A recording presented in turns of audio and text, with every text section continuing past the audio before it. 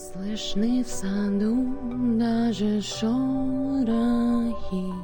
Should you play Reverse 1999?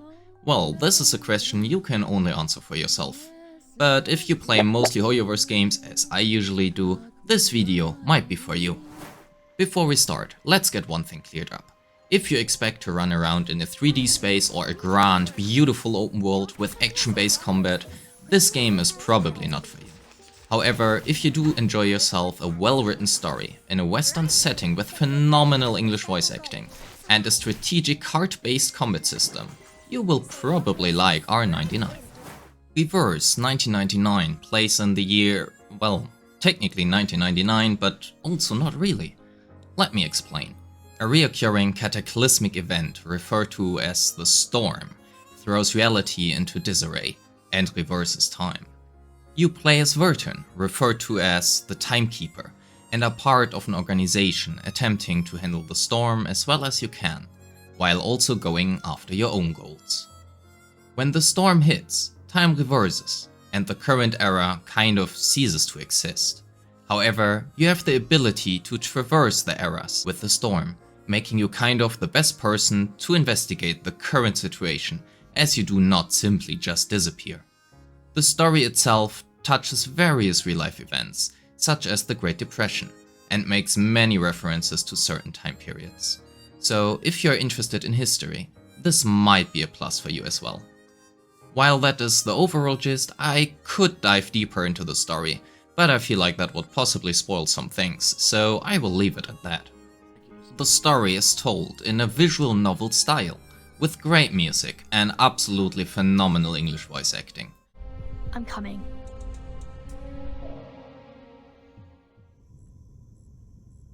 You are awake. How do you feel?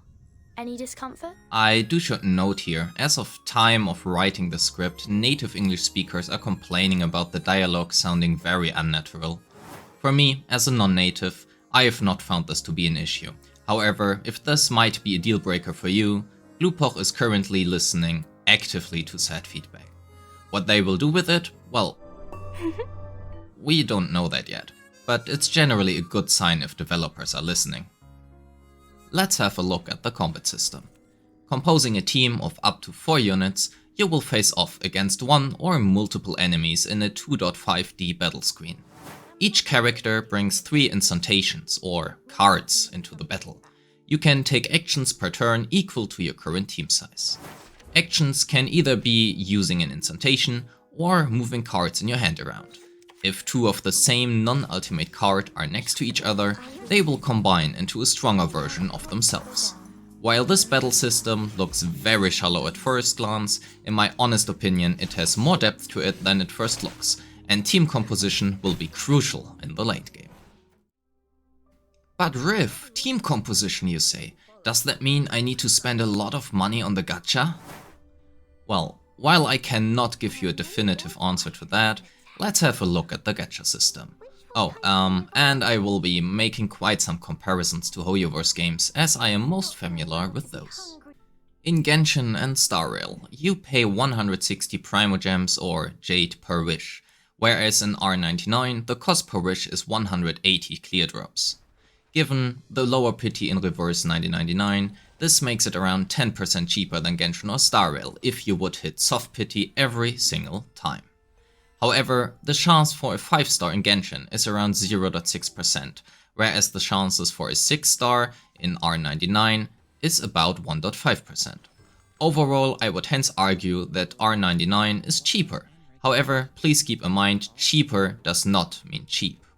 Otherwise, the summon banners in R99 have the same 50-50 chances as Genshin or Starrail. For free-to-play players, the game provides you with around 4,300 clear drops per month, which equal to around 24 pulls. For light spenders, the monthly card gives you around 3,000 clear drops or 16 pulls, and the battle pass gives you 1,280 clear drops or 7 pulls. In the pawn shop, you can get up to 10 pulls a month from weeklies, and 2 free summons from the battle pass. This adds up to a total of 36 pulls if you are free to play, 52 pulls if you spend $5 a month, and 59 pulls if you buy the battle pass as well. Given the standard patch cycle of 6 weeks, this will provide you with 71 pulls for Lightspenders, which guarantee you a 6-star character. However, if you lose the 50-50, it might not be the one you want. In conclusion, the game's gacha system seems very similar to Genshin or Starrail, and hence also quite accessible for free-to-play. As for how necessary new characters are to clear difficult content in the late game, I cannot answer you this as of yet. Characters feature insight, which is similar to Ascension in Genshin. 5-star and 6-star characters can ascend thrice, whereas 4-star characters and below can only ascend twice. Since insight does increase your level cap, this makes 5 and 6-star characters overall stronger, which is also well reflected on the current tier list.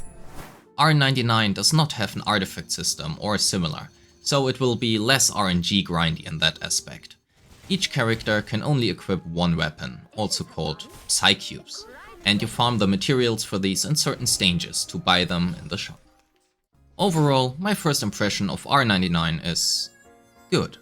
While I love the settings Hoyoverse gave us so far, R99 provides a really interesting story, with great voice acting in a western setting, and it feels very different compared to Hoyoverse games, which is surprisingly refreshing to me.